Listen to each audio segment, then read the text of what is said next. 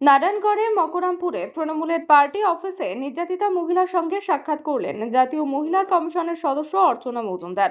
রবিবার নির্যাতিতার বাড়িতে গিয়ে তার সাথে কথা বলেন জাতীয় মহিলা কমিশনের ওই সদস্য। তিনি আশ্বাস দেন অভিযুক্ত যাতে উপযুক্ত শাস্তি পায় সেই জন্য তিনি সাধ্যমতো সহায়তা করবেন। পরে বেলা 1টা নাগাদ তিনি নারায়ণগড় থানায় পৌঁছান পুলিশ আধিকারিকদের সঙ্গে বৈঠক করার জন্য। এদিন তিনি মকরামপুরের 40টি আদিবাসী পরিবারকে একঘরে করে রাখার অভিযোগও তুলেছেন। তার প্রশ্ন, কিভাবে অভিযুক্ত লক্ষ্মীকান্ত শেঠ এখনো বুক ফুলিয়ে ঘুরে বেড়াচ্ছেন। তবে এই বিষয়ে জেলা পুলিশ আধিকারিকরা তাকে আশ্বস্ত করেছেন বলে জানিয়েছেন। উল্লেখ্য, গত 9 মার্চ নারায়ণগড়ের মকরামপুরের তৃণমূলের দলীয় কার্যালয়ে প্রাক্তন বিজেপি নেত্রীকে ধর্ষণের অভিযোগ ওঠে মকরামপুর অঞ্চল তৃণমূল সভাপতি লক্ষ্মীকান্ত শেঠের বিরুদ্ধে। ঘটনার পর জেলা জুড়ে রাজনৈতিক চাপানোত্তর পরিস্থিতি তৈরি হয়েছে। সেই ঘটনার পরিপ্রেক্ষিতে রবিবার নির্যাতিতা মহিলার সঙ্গে সাক্ষাৎকার করলেন জাতীয় মহিলা কমিশনের সদস্য অর্চনা মজুমদার।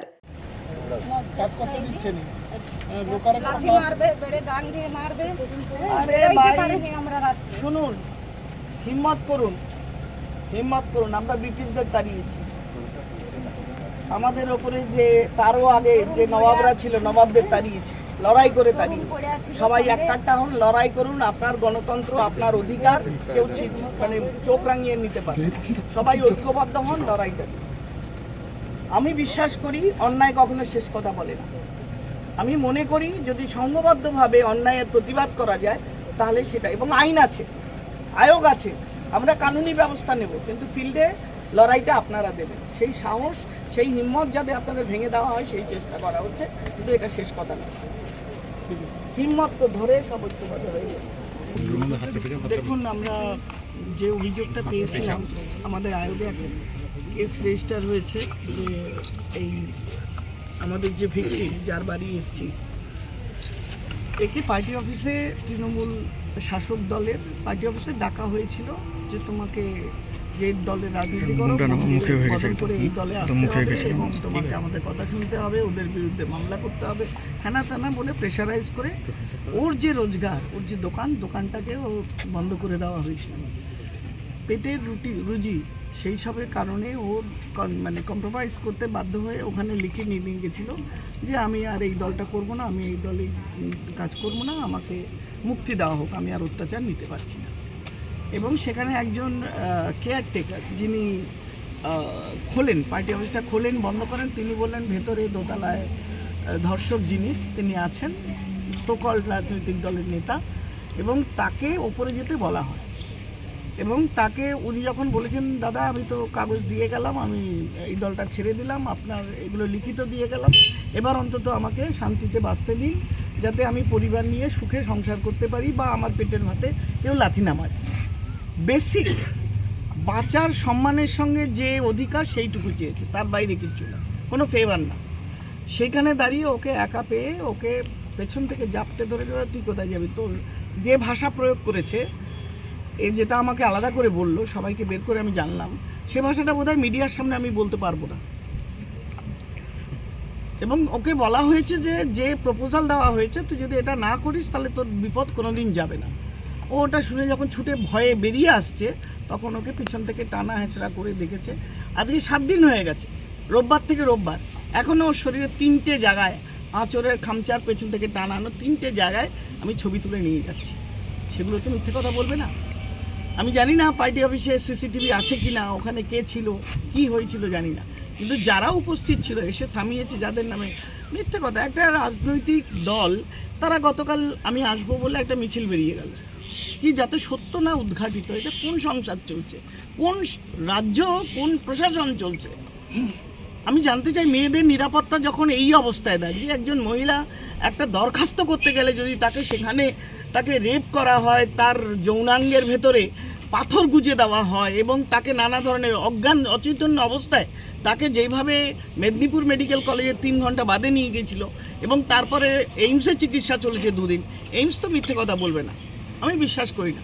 এবং সরকারি মেডিকেল কলেজও যতই মিথ্যে কথা বলুক, তারা চিকিৎসাটা দেবে, কারণ এরা ডাক্তার। এবং চিকিৎসাটা হয়েছে, তার চিকিৎসা কিসের হয়েছে, কিসের জন্য? তার কি প্রেশার আছে, না সুগার আছে, না হার্টের রোগ, না মাথায় স্ট্রোক হয়েছে, না রাস্তায় অ্যাক্সিডেন্ট হয়েছে, কিচ্ছু হয়নি। তার উপরে শারীরিক অত্যাচার, যৌন নির্যাতন এইসবের জন্য তাকে সে অচৈতন্য হয়ে পড়ে এবং হবার পরে তড়িঘড়ি তাকে ওখানের 2-4 জন নিয়ে চলে যায়। এবং এই ঘটনাটাকে ধামাচাপা দেবার জন্য প্রশাসন তথা পুলিশের তরফ থেকে যে তৎপরতা, এই তৎপরতা আমি এই অঞ্চলের এই ট্রাইবাল মানুষগুলোর জন্য দেখি না। আমি একটি মেয়ের জন্য এসেছি, একটা কেস রেজিস্টার করে এসেছি। আজকে অন্তত 20টা কেস আমি ট্রাইবাল মহিলাদের ভেতর পেলাম, যাদের প্রত্যেকের ওপর ওই একজন ভদ্রলোক যিনি ধর্ষক, তিনি কোনো না কোনো সময় তাদের আর্থিক তোলা, তাদের বাড়ি দখল করা, তাদের জমি নিয়ে নেওয়া, তাদের পয়সার লোভ দিয়ে করা, তাদের শারীরিক অত্যাচার কিছু না কিছু চালিয়েই যাচ্ছে। আমি দীর্ঘদিন আমার মনে হচ্ছে সে যেন আরেক শেখ শাহজাহান এই অঞ্চলের বেতাব বাদশাহ। সে যা বলবে তাই হবে এবং মানুষ তাই শুনবে। এই ট্রাইবাল বয়স্ক ভদ্রমহিলা এর দিকে তাকান, হাত কাঁপছে, আমাকে ধরে আছে। এই মিথ্যে কথা বলছে। আপনাদের মিডিয়া কি বলছে? এই মহিলাগুলো কি আমাকে দেওয়ার জন্য দাঁড়িয়েছে? আমার জন্য না। অত্যাচারের তারা ভেবেছে একটা আয়োগ থেকে, কমিশন থেকে কেউ আসছেন মহিলা, আমরা হয়তো এর কাছে অভিযোগ জমা দিলে আমাদের এই নিরাপত্তা, আমাদের যে হীনতা, আমাদের যে সামাজিকভাবে বাঁচার যে অধিকার কেড়ে নেওয়া হয়েছে, তার বিরুদ্ধে অন্তত একটা মুখ খুলবে। তো রাজ্যের মহিলাদের উপরে নির্যাতন, অত্যাচার, এই ঘটনা ক্রমবর্ধমান। প্রশাসন, পুলিশ জেনেও সেইভাবে কোনো অ্যাকশান নিচ্ছে না। একজনের যদি খবর নিতে এসে আমি 20 জনের মহিলার অত্যাচারের খবর পাই, আমি কি বলবো? এই রাজ্য সুন্দর চলছে? আমি বলতে আমি যাব এখন এসপি এবং ডিস্ট্রিক্ট ম্যাজিস্ট্রেট যতটা সম্ভব প্রশাসনের সাথে যোগাযোগ করব এবং তারা আমার কাছে উত্তর দিতে চাইবো যে কেন এই ঘটনা হয়নি। নেওয়া চিকিৎসা এবং তার এইসব নিয়ে টাল বাহানা করা হচ্ছে। আজ পর্যন্ত ধর্ষককে কেন অ্যারেস্ট করা হয়নি? Why not? মিথ্যা হলেও কোনো মহিলা যখন বলে যে আমার উপরে শারীরিক যৌন নির্যাতন হয়েছে, যার নামে হয়েছে তাকে অ্যারেস্ট করতে পুলিশ বাধ্য, আইন তাই বলে। সেটা হয়নি। কেন হয়নি? তার একটাই কারণ, তিনি শাসক দলের কোনো একটা পদাধিকারী।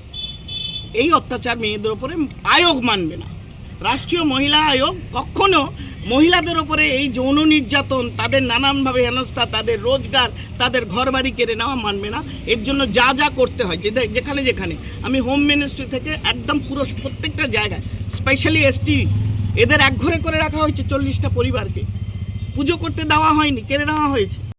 তাদের আমরা দিল্লিতে ডাক করিয়ে তাদের হিয়ারিং করাবো, এইটুকু ক্ষমতা আমার আছে। এরপরে কি করবে আমার ঊর্ধ্বতন যারা আছে তারা করবে, কিন্তু অন্যায়, অবিচার, নির্যাতন কখনো শেষ কথা বলবে না। আর পশ্চিমবঙ্গের যে গরিমা, আমরা অহংকার করি, এই জেলা যে একটা জায়গা, শিক্ষিত জেলা, এখানে যদি আপনার এই রকম ধরে করাপশন চলতে থাকে, আপনি বাঙালি কোথায় গিয়ে মুখ দেখাবে বলতে পারেন? আমার লজ্জা করে, আমি একজন বাঙালি এবং রাষ্ট্রীয় মহিলা আয়োগে আছি, অথচ আমার রাজ্যে এই অবস্থা চলছে। ম্যাডাম, মেডিকেল রিপোর্ট কি দেখেছেন আপনি কিছু? মেডিকেল তো এইমসে ওনাকে ট্রান্সফার করা হয়েছিল, যথেষ্ট খারাপ অবস্থা ছিল।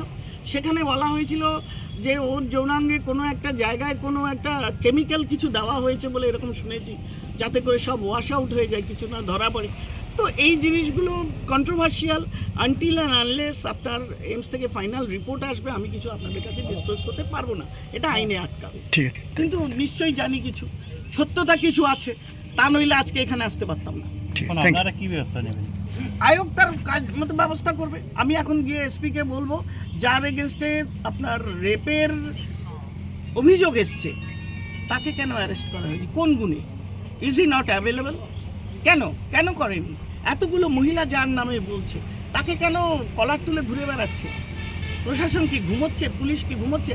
যদি পুলিশ না করতে পারে, লেট দেম স্পিক যে আমরা পারছি না, আমরা কম্পেলড, তাহলে আমরা ব্যবস্থা নেব সেই পুলিশ অফিসারের বিরুদ্ধে।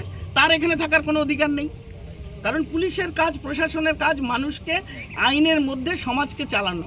এবং সমাজ যদি এখানে রকম বসে যায়, এই মহিলাগুলোর যদি খাওয়া দাওয়া, রুটি রুজি, সম্মান মাটি খায়, সেখানে আপনাদের পুলিশ প্রশাসনকে সজাগ করানোটা আমাদের কাজ। সেটা একটা করবে। PMS mobile and appliances proprietor Subhajit Maity, Keshiary bus stand থেকে খড়গপুর যাওয়ার রাস্তায় 50 মিটার দূরত্বে। বাম দিকে তিরুপতি মেডিকেলের ঠিক আগে ও ম্যাজিক টাচ বিউটি পার্লারের ঠিক নিচে। এখানে বাজাজ ফিন্যান্সের মাধ্যমে স্বল্প দামে মাসিক কিস্তিতে লোনের মাধ্যমে মোবাইল কেনার সুবিধা রয়েছে, জিরো ডাউন পেমেন্টেরও সুবিধা রয়েছে। এখানে সুলভ মূল্যে নামি দামি সমস্ত কোম্পানির মোবাইল পাওয়া যায় এবং মোবাইলের সমস্ত অ্যাক্সেসরিজ পাওয়া যায়। নতুন মোবাইল কিনলেই পেয়ে যাচ্ছেন একটি মোবাইল স্ট্যান্ড, একটি নেক ব্যান্ড হেডফোন, গ্লাস এবং ব্যাক কভার সম্পূর্ণ বিনামূল্যে। কম দামে ভালো মোবাইলের একমাত্র ঠিকানা PMS mobile and appliances. PMS mobile and appliances.